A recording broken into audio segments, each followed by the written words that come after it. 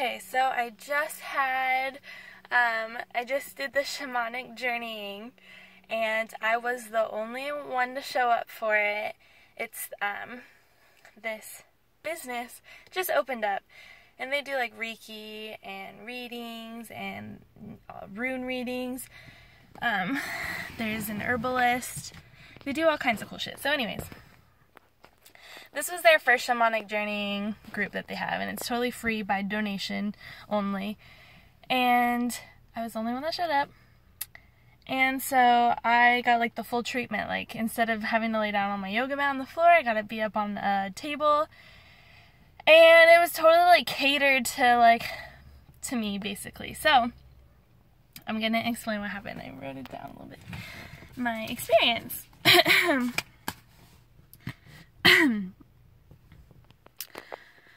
Okay, so my intention for this was to figure out how I can approach my business in the best way possible so that I can reach the perfect customers that need a business like mine, which is all about radical self-love. So like, how am I going to reach out to the customers that need maybe help in that area, or whatever. Sorry, I'm trying to find a good place to prop my phone. There we go. And yeah, so it's like, since my business is so heart-centered, it's really not like I'm not approaching it from like, a business standpoint. It's not like a professional. I want it to be as professional as possible, but it's really different. It's I mean, it's, I'm talking about like what some people would consider crazy. Because I want to help raise consciousness, and I want people to realize their true greatness, the God within. It's like that they have the power to create their reality. So if you want to get healthy, so be it, But let's start on the inside. And so anyways, so this journey, my intention was to find out how I can reach the perfect customers. How do I need to approach my business? What do I need to do to actually make this work out? And so when I first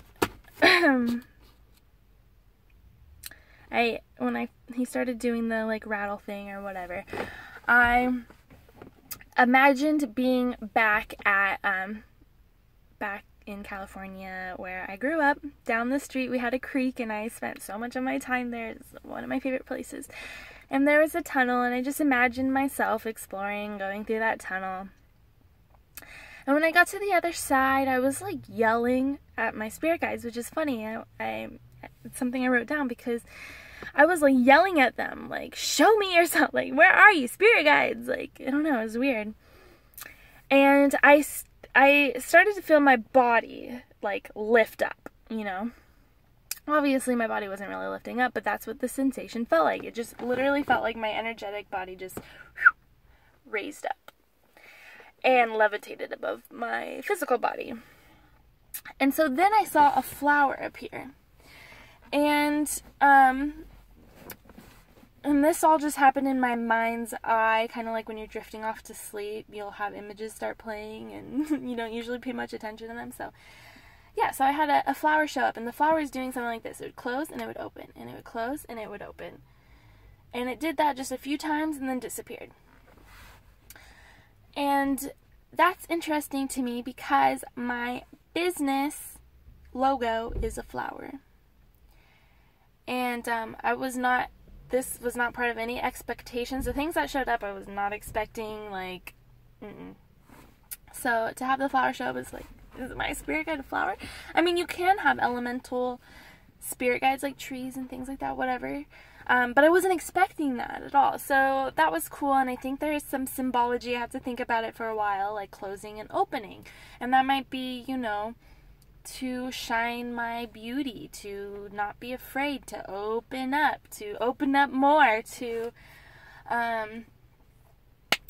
to, you know, it might take you several attempts to be able to, like, shine your light, pretty much, or, like, for the business aspect of it. Like, it might take several attempts to really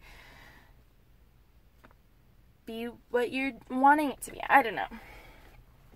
And so, after it disappeared, I was yelling at my spirit guides again, like, where are you? Come on! Like, come on, man! And I felt my body lift again. I just realized I forgot to tell him about something. I'll touch on this.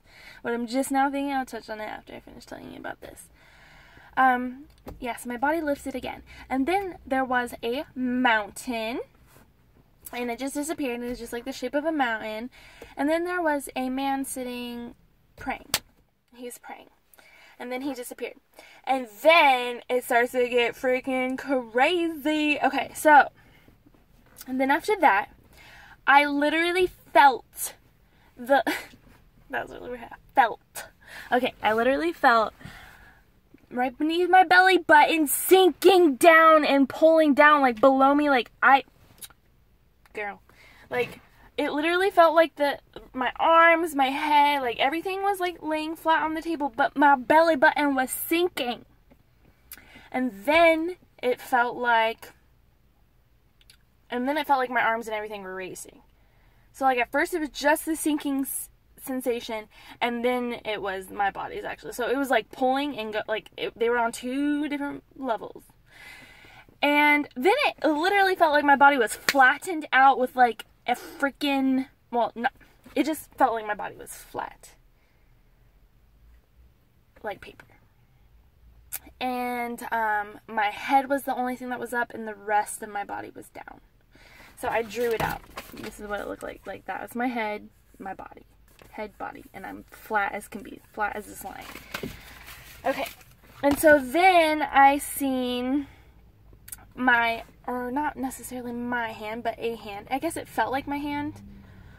But it looked like someone else's hand holding something. I don't know what it was, but it had, like, a tusk. Like a curly, or like just some kind of, like, a bull's tusk, horn, whatever. So I don't know what that was. And then that disappeared. And then I saw a man sitting cross-legged writing. And then the second he started changing up the tone to, like, get me to come back, my body freaking lowered back into my body. And so all these crazy things happened, and I did not have any expectations for any of it.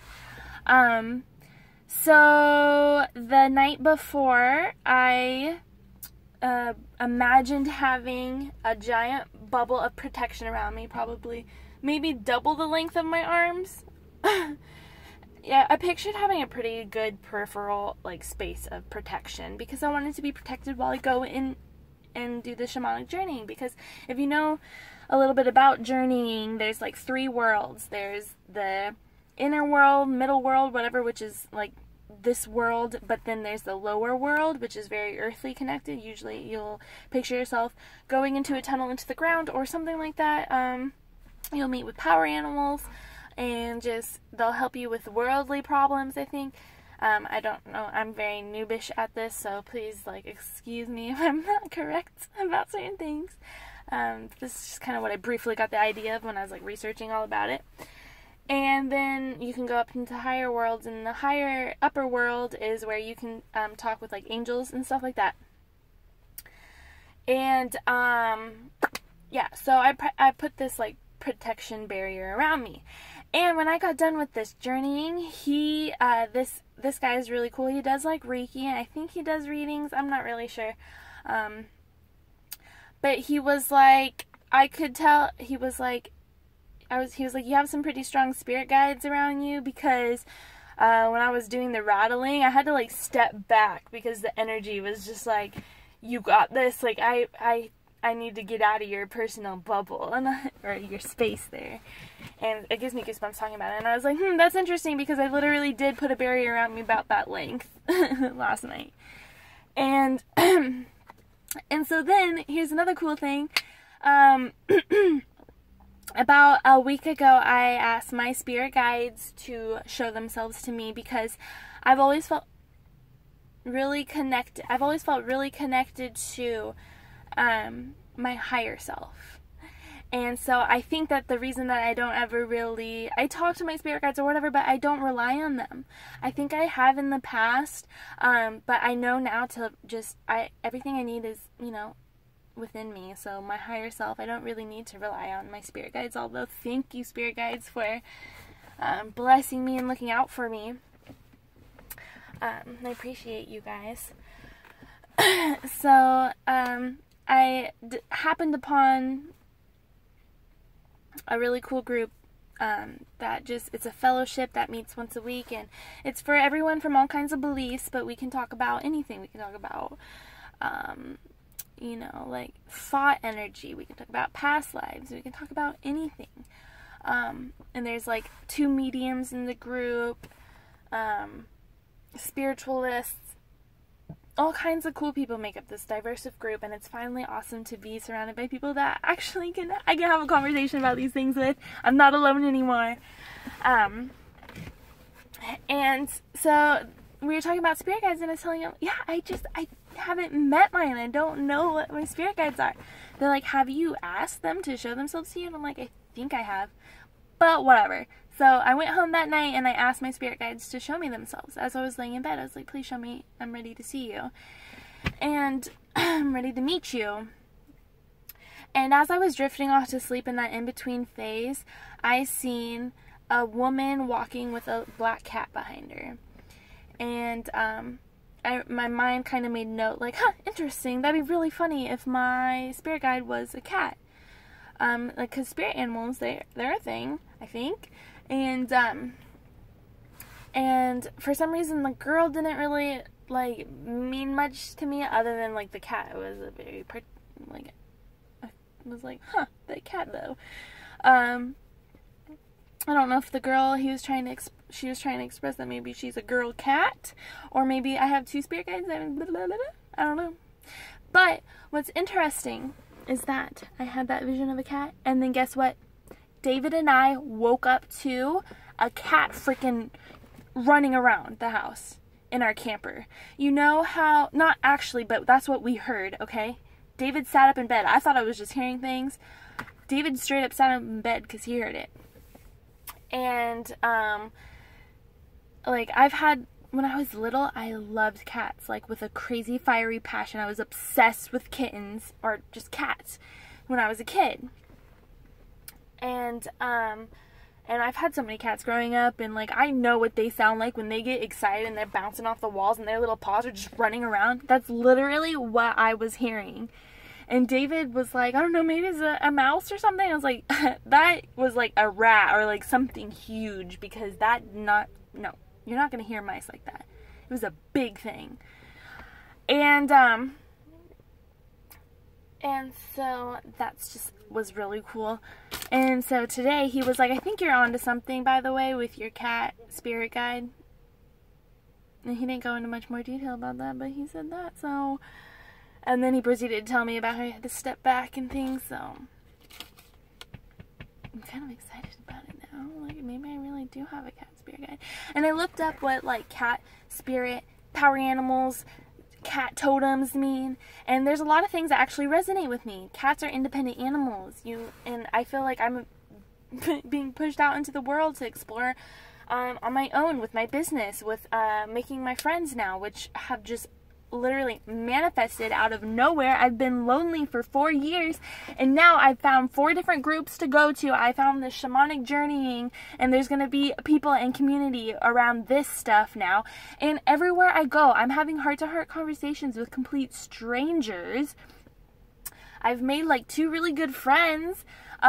Like within a week. Seriously, a week ago I went to the post office. I saw a church across the street. I said, oh, I miss how, because I was raised Christian, used to go to church, the community around like having a church, but like I wish that there was a church for people that have like my spiritual beliefs now, or like something similar, not religious, you know.